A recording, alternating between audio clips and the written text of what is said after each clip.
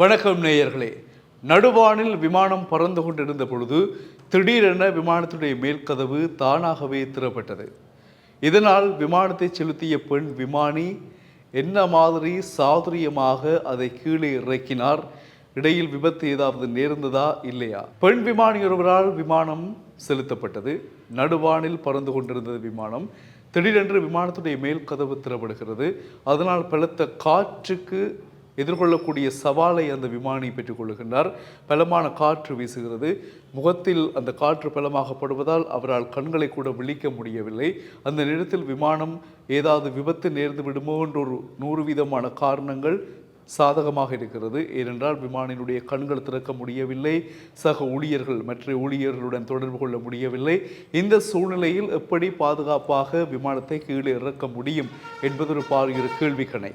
இந்த நேரத்தில் பெண் விமானி எடுத்த சாதுரியமான முடிவுதான் என்ன என்பது பார்க்க போகிறோம். மிக மெதுவாக தன்னுடைய அனுபவத்தாலும் திறமையாலும் அந்த விமானத்தை கீழே இறக்குகின்றார். கீழே குறிப்பிட்ட அளவு இறங்கும் வரையிலும் அந்த விமானியினுடைய கண்கள் மிகவும் காற்றின் வேகத்தாலும் கண்கள் திறப்படாமல் மிகவும் நுட்பமான முறையில் அந்த விமானத்தை கீழே இறக்குகிறார்.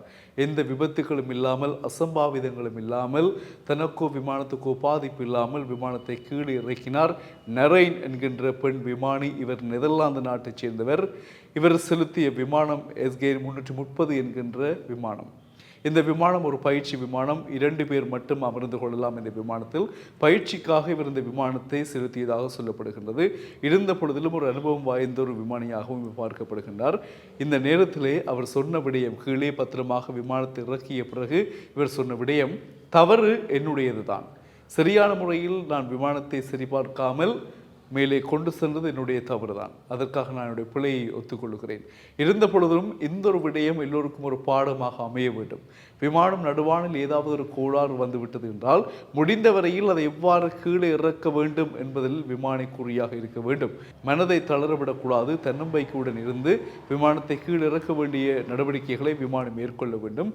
நான் கடுமையான சவால்களுக்கு முகம் கொடுத்தேன். உங்களுக்கே தெரியும், விமானத்துடைய மேல் கதவு திறந்தால் காற்று சடுதியாக வரும் இல்லையா? அதிகமான காற்று வரும். எங்கள் முகத்துக்கெல்லாம் அப்படி காற்று வீசுகிறது. கண்ணை விழிக்க முடியவில்லை. இருந்த பொழுதும் கடுமையான பிரயத்தனத்தின் பின்னர் நான் விமானத்தை கீழே இறக்கினேன் என்ற ஒரு விடயத்தை சொல்லியிருக்கின்றார். உண்மையில் அந்த விமானிக்கு பாராட்டுகள்.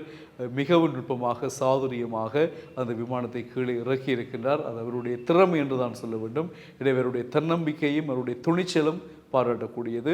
நெதர்லாந்தை சேர்ந்த பெண் விமானி நரைன் என்பவர்தான் இந்த சாதனையை புரிந்திருக்கிறார் என்று சொல்ல முடியும்.